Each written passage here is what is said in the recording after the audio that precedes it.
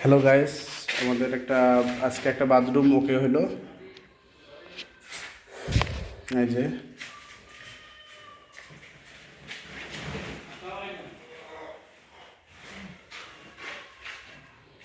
একটা বাথরুম, বেসিনের ওয়াল, বেসিন ওয়াল,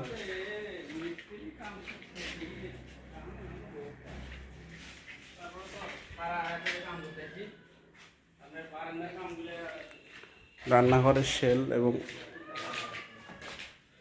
2 ফিট করে টাইলস।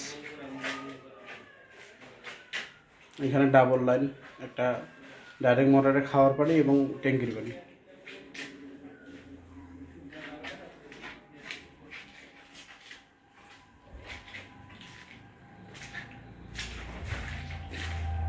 এই যে বাথরুমটা ইনশাল্লাহ ওকে আজকে কাজ।